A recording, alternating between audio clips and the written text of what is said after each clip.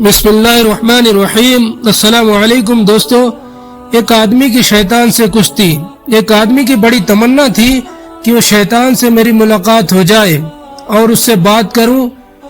एक बार उसकी मुलाकात शैतान से हो ही गई। उस आदमी ने देखा कि शैतान के पास बहुत से जाल हैं। उस आदमी ने पूछा, तुम कौन हो? उसने कहा, मैं शैतान हूँ। उस आदमी ने जालों की तरफ इशारा करते हुए पूछा कि ये सारा कुछ क्या किस लिए लादे फिरते हो? तो शैतान कहने लगा कि ये फंदे हैं और जाल है जिसमें लोगों को जकड़ता हूँ। उस आदमी ने पूछा कि मेरे लिए कौन सा जाल है?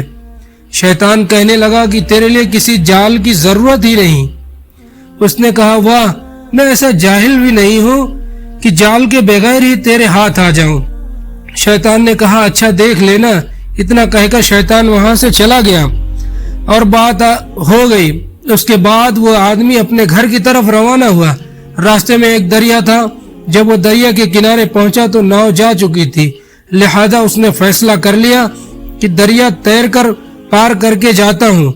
जब वो आदमी दरिया में उतरने लगा तो उसने देखा कि दरिया के किनारे एक बुढ़िया जो हड्डियों का ढांचा बन चुकी है, लाठी लेकर बैठी रो रही है।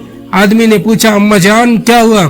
कहने लगी कि मुझे दरिया के पार जाना है, नाव जा चुकी है, यहाँ रात गुजार नहीं सकती, मेरे बच्चे घर में अकेले हैं और यहाँ मैं अकेली हूँ। आदमी, तुम मुझे भी किसी तरह साथ ले चल मेरे बच्चे तुझको दुआ देंगे। उसने कहा, मैं तुझे कैसे लेकर जाऊं? उस बुढ़िया ने कहा, बेटा मैं तो हड्डियों का ढांचा हूँ, तुम कंधे पर उठाकर ले जा सकते हो। उस आदमी ने कहा, नहीं ले जा सकता। बुढ़िया ने उसे बड़ी दुआएं दी और कहा, तुम्हारा भला होगा, मेरे बच्चे अकेले हैं, घर पहुंच जाऊंगी तो वो भी तुझे दुआएं देंगे। जब उस आदमी का ये दिल में बुढ़िया के लिए हमदर्दी आ गई, उसने कहा कि अच्छा चलो मैं आपको उठा लेता हूँ।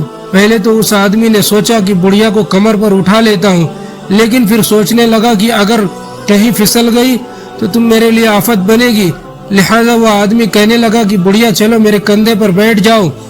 वो बुढ़िया वो कंधे पर बैठाकर दरिया के अंदर दाखिल हो गया।